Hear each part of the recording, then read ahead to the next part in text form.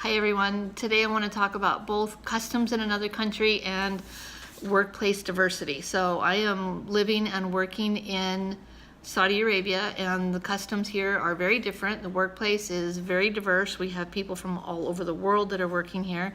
And just to kind of give you an example, I'm going to take you on a little walk through my office and introduce you to some of my coworkers.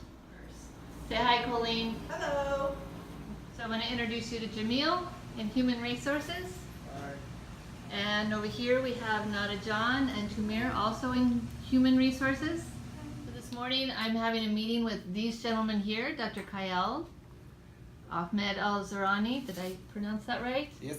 Okay. Neil Mehta and Faisal, I'm not even going to try and pronounce your last name because I'll get it wrong. Al-Kilawi. Thank you. Faisal something.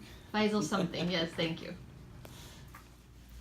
So you can tell from that look around my office that it is both culturally different and very diverse. You can tell by the way the men dress. The Saudi local men will wear the white gown, which is called a thobe. The women will wear a black abaya over their clothes and also the head covering. You'll see sometimes the men also wearing a head covering. It's called the shamug.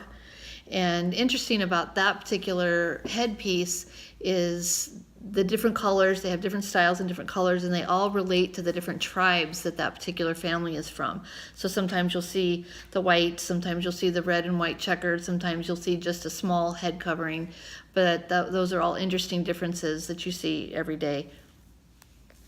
One thing culturally that has been difficult to get used to is, and I had mentioned this in my previous discussion, was that meetings typically start very late. This particular meeting that I showed you was no different. It was very late getting started, but interestingly enough, it was the Americans that made it start late. We had 3 other Americans that you didn't see, that I didn't get a chance to introduce you to because they were late to that meeting. What I didn't have the opportunity to show you today was all of the other nationalities that we have working for our company. We have people from all over the world, Pakistanis, Indian, Filipinos, Somalian, everywhere, all parts of the world. And then we have Americans. Our American employees that come from almost every state in the country. So the whole company is very diverse. You know, and one thing that's taught me is you really have to know your audience, who you're speaking to, in order to be able to communicate effectively.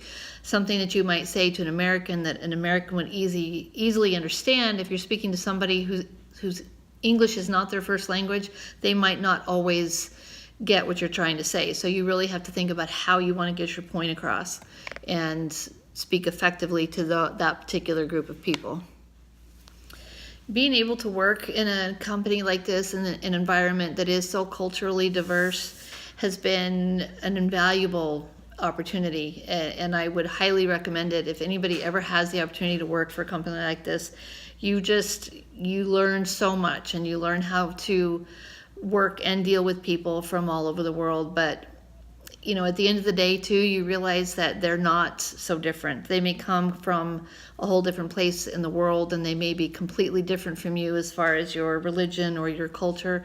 But at the end of the day, we all want to be successful in our careers, and we want to enjoy the environment we work in. And this is a perfect example of how we can all do that together.